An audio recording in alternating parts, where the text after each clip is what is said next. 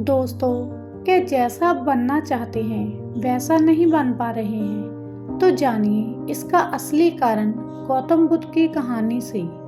नमस्कार दोस्तों, आप सभी का हमारे चैनल मोटिवेशनल किक पर स्वागत है। दोस्तों, क्या आप जैसा आप बनना चाहते हैं वैसा नहीं बन पा रहे हैं? जो आप चाहते हों अगर वो नहीं हो रहा तो आज की यह कहानी आपके लिए है। दोस्तों, इस कहानी को ध्यान से अंत तक जरूर सुनना। आपको इस कहानी से कुछ ऐसा सीखने को मिलने वाला है जो आपको आपकी लाइफ में बहुत काम आएगा।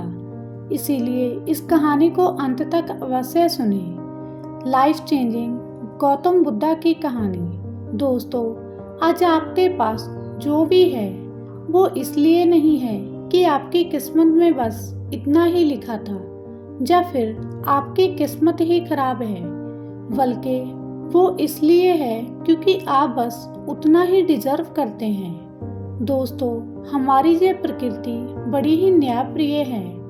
ये उसे उतना ही देती है जितने का वह हकदार होता है, चाहे वह ज्ञान हो या धन। अभी आपके पास उतना ही है जितने के आप हकदार हैं, लेकिन अगर आपको इससे ज़्यादा चाहिए तो उसके लिए आपको काबिल बनना होगा। दोस्तों, ऐसा कौन सा गुण है जो आपको काबिल बनाता है? क्या आप उस गुण के बारे में जानना चाहते हैं? अगर आप उस गुण के बारे में जानना चाहते हैं तो दोस्तों, इस कहानी को सिर्फ समझना मत, बल्कि इस कहानी को अपने भीतर उतर जाने दीजिएगा। तो बिना समय गवाए चलिए कहानी की शुरुआत करते हैं। दोस्तों, एक बार गौतम बुद्ध को एक सभा में भाषण करना था, और जब सभा का समय हुआ तब बुद्ध वहां आए और बिना कुछ बोले ही वहां से चले गए।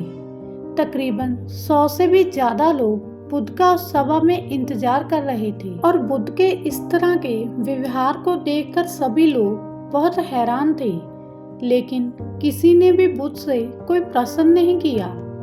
दोस्तों, अगले दिन फिर से सभा का आयोजन हुआ, और दूसरे दिन सभा में लोगों की संख्या घट गई। इस बार तकरीबन 80 लोग सभा में बैठे हुए थे।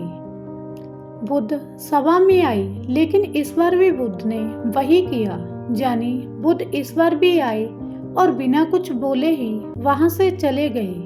लोग दोबारा फिर से हैरान हुए, लेकिन किसी ने भी बुद्ध से कोई प्रश्न नहीं किया।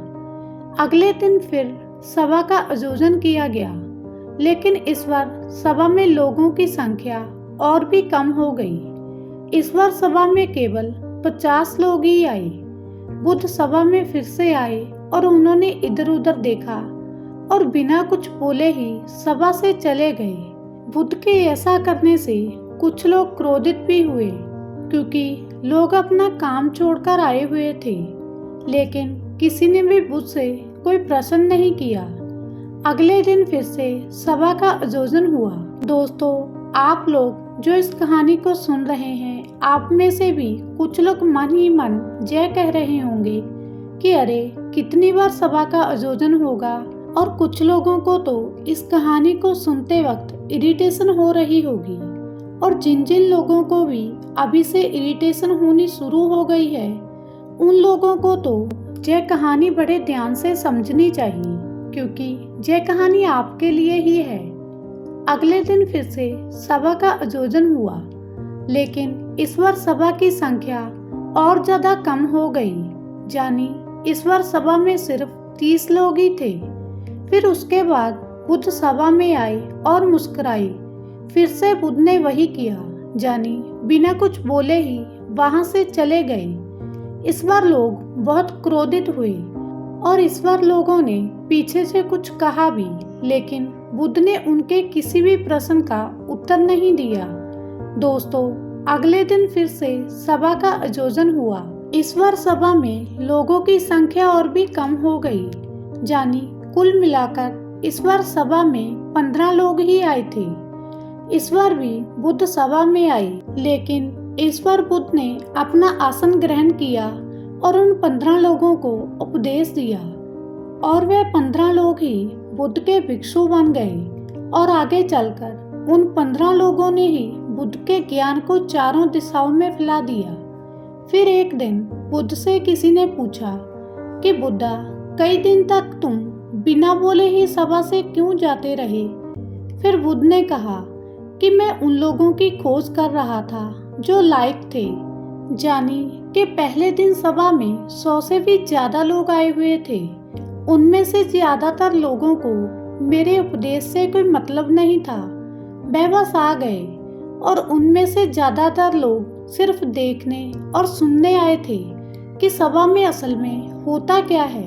वे मेरे काम के लोग नहीं थे, क्योंकि वो लोग मेरे ज्ञान को चारों ओर तक नहीं पहुंचा सकते थे। उनमें से ज्यादातर लोग सिर्फ देखने और सुनने आए थे कि सभा में क्या होता है। वे मेरे काम के लोग नहीं थे। वो लोग मेरे ज्ञान को चारों ओर तक नहीं पहुंचा सकते थे। मुझे तो उन लोगों की खोज थी जो मेरे ज्ञान को चारों दिशाओं तक पहुंचा सके।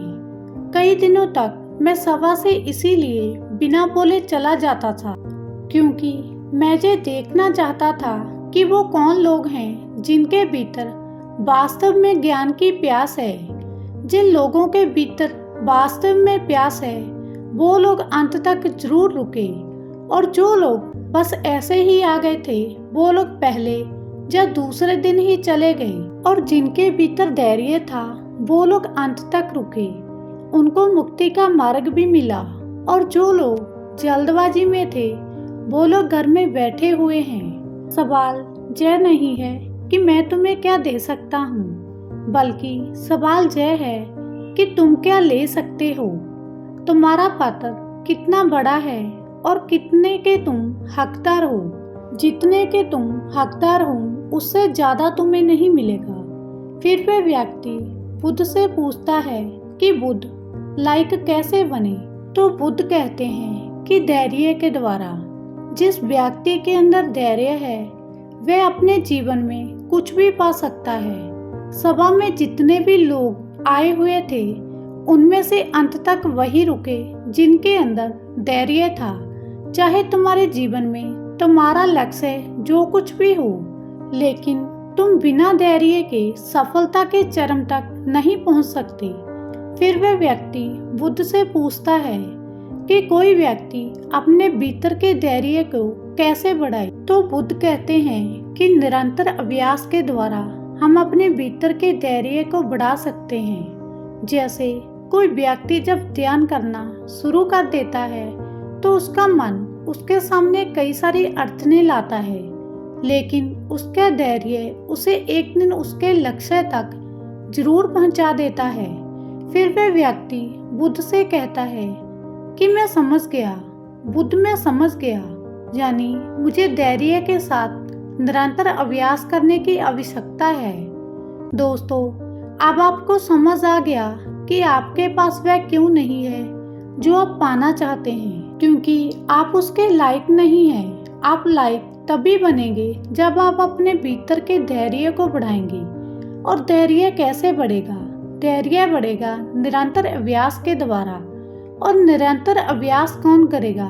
अभ्यास करेंगे आप। तो दोस्तों, खुद से ईमानदारी के साथ एक प्रश्न पूछें कि जो आप भविष्य में बनना चाहते हैं उसके लिए क्या आप धैर्य के साथ काम कर रहे हैं?